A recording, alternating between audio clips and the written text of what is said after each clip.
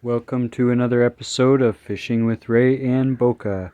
In this video I'm going to be doing a little follow-up on the diesel spill disaster that we had happen here 2 weeks ago from the time of me taking these video clips you're about to see now.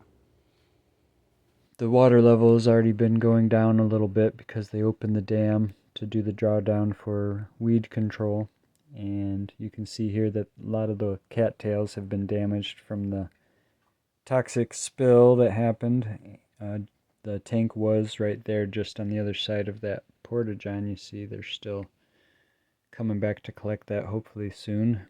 And you can see here the closest cattail spot near where the spill happened. There's still film in the water. This is 2 weeks later after we've had plenty of rain to flush it out. They've dug out the soil around the area. Don't know how much of it they actually took, but they did dig out soil, replace it with new soil, and planted some grass seed. The smell is still very bad, as you could imagine just by looking at the pictures. But yeah, this is 2 weeks later. Still nobody really telling the community about it, except for me, just telling my immediate neighbors so that they don't let their pets down there near the water or their kids playing in it. That's the spot where the tank was, and they dug out all the soil, replaced it with some new soil. That sock looking thing there is what the environmental protection lady came out and put down to try to contain some of the spill as it was actively leaking that day that it happened. Up this way you can see the cattails are quite healthy. This is further upstream, so the river flow would have not allowed any diesel to have come to this area, and you could see there that the cattails are very healthy and much different than the ones that were over here downstream from the spill. Kind of obvious there.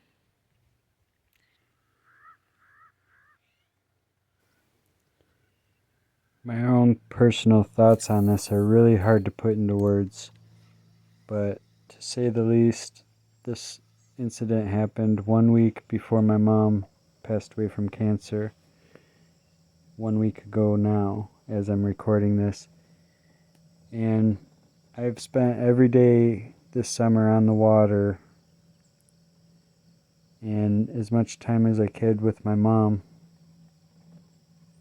And when this happened, I raised the alarm, and people in charge around here greatly tried to downsize it as not a big deal. And I am still having a hard time understanding why, because it obviously was way more than what they were trying to say it was. And I'm not going to name names or say who, but if you're watching this, you know who you are. And you know what's right and you know what's wrong. And I live right next to this mess. And I have a well, and I drink the water from here, and so does my family and my grandmother. Our well that is not but 250 feet downstream, nearest to where this spill happened.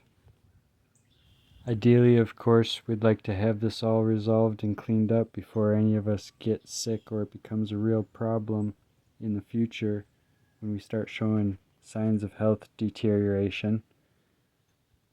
And should there be any problems in the future, all responsible parties have been documented on record, along with anyone who's been trying to cover anything up, so to say, or to downsize the significance of this issue.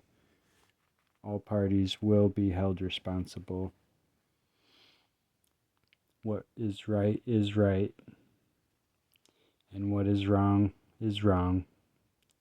There's always a price to pay.